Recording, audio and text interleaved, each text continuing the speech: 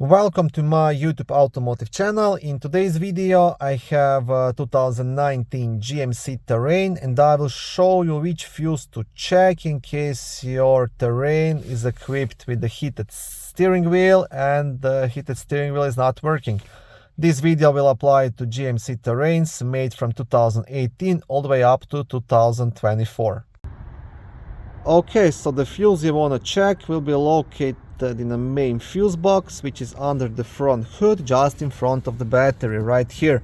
To remove the cover, you will have a couple of black tabs, one here and one here. You want to press these clips together and lift up to unlock it, and do that on all three of them. Once you have the cover off, on the back side of the cover you have a small fuse diagram, and this piece right here, this is the fuse puller you can use to remove and check any of the fuses.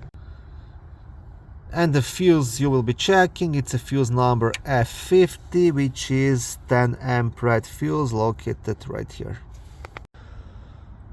Okay, thank you for watching this short video. I hope it was helpful and educational. If it was, please like it and consider subscribing to my YouTube automotive channel.